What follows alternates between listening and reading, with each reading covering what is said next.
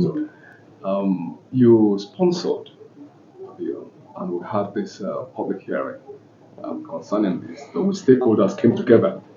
We want to know exactly what this is all about, the importance of saying the benefits to the community and the nation at large.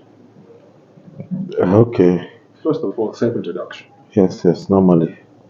So, like you already know, my name is Honorable Victor Obuzor. I hail from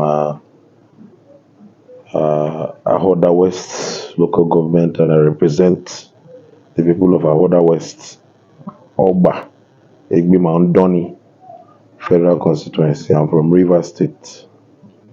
Uh, thank God for today. There was a public hearing, which is one of the steps involved in the process of actualizing or putting a law into action. We can say enacting a law. First of all, you identify the problem and then see if the laws cover it adequately. If not, you look for a section of the law that has to do with it.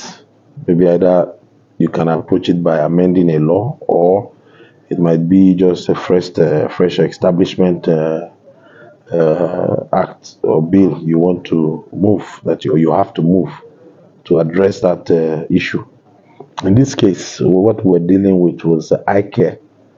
As you can see, I put on glasses. I put on glasses from when I was a child. Very young man. And you've heard of the Jakpa syndrome. Most of our medical personnel, you know, have been leaving the country because they are better paid, they're better cared for. The economy of Nigeria was just driving them away. But aside that, when you look at IKEA, we do not have any training ground for specialists in IKEA. We're talking of optometrists, ophthalmologists, and the likes. We have no, institute or college, anything as such that is able to churn out the required number of professionals to meet the ratio as prescribed by the World Health Organization. You know, here we have one is to almost 200 and something thousand people. That's one doctor to be in charge and care for. So it's evident that we lack professionals, trained specialists in eye care. We are losing even the few we have, you know, due to this Jackbar syndrome and all that. So it becomes necessary to address it by putting in place structures that will address training and certification of such individuals. So the people of Nigeria generally. It's about the institutes, the imperative of saying definitely the structures will be on ground within the federal constituency. Yeah. And the import of our engagement with you today is to not only promote you nationally, but for that your constituents will be able to realize that you are truly, obviously working as a working honorable, which they already know. It will interest you to know that in the whole country, there's no college of optometry. There's no college just especially for the eye care. There's none. And then we thought just getting the college is not enough. You can look at the value chain that has when it comes to eye care, the tools that are being used, some of the medicines and all that. Many of these are all imported. and we want to be better at doing, such service to the people. So we only thought it wise also to accompany it with an institute, a research institute for vision and also optical activities. And then this forms the two bills that we had the public hearing today, so that we can look at the research deep into the issues that have to do with eye care. We can research into the tools and every other thing, everything that is associated with vision and optical care. And by the grace of God, we've been able to go through second reading, and public hearing was made possible today. As you can see, the people were very happy because in my area, the chairman, Honorable Ebona, said he did an outreach at home. He wanted to concentrate on appendix operation, this, that. By the time he faced eye issues, over 1,000 people just rolled out like that. They just came out like that. If I what you even carried to go and take care of the eye, the eye care is always very much neglected. People don't take it into consideration like other, issues. Meanwhile, it's a major part of the body, major organ of the body. You know, so when they say I was all laughing, the same thing happened to me too. When I went to do my own medical outreach, the number of people we had to treat their eyes, it was crazy.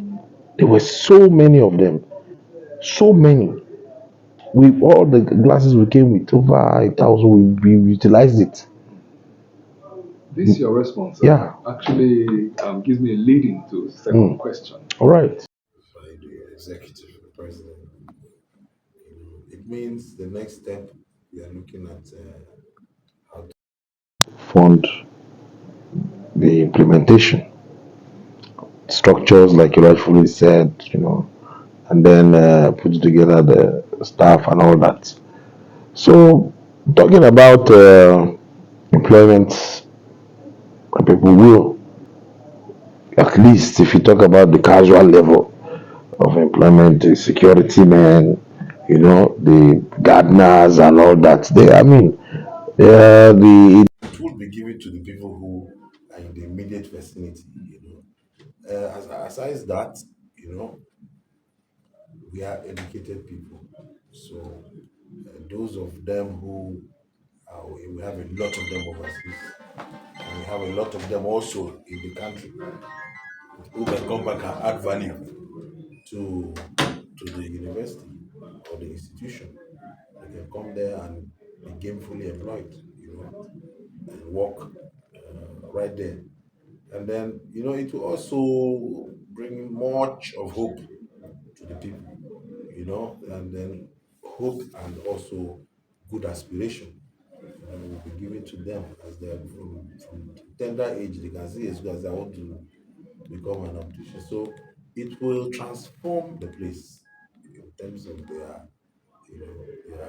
modus operandi, how they think, what they do, how they want to become what they want to become. You know, it will give the place, like someone was talking of restiveness. You know, it will reduce restiveness because you see, where there is development, insecurity goes down. And then during the structural development phase, those who are not maybe properly educated, they will have the Masons, they earn good money now. In fact, they earn up to 10,000 per day if you go on daily pay. And those who are fast workers, if you decide to pay per what they will do, I'm sure they will take more than 10K from you. So it will bring about such activities that will promote their well-being generally. And then, as the school grows, and now I'm not talking of just the immediate, if by the grace of God it's accepted to, as it grows and expands, so also the development in terms of structural living. Okay, we know of schools where all the infrastructure cannot accommodate the students, and then you have people now, something like the law school now. The law school is there, but if you look around the law school, you have a lot of businesses and structures and people making a whole lot of money from providing accommodation, providing different kind of services to the institution. So, looking at it, now and long term, it serves to improve the well-being of my people, which is a great job. Apart from the physical health care, where they don't have to go too far, to receive access to their eye care issues. On the long term, other kind of businesses will develop, and generally livelihood will be better for them.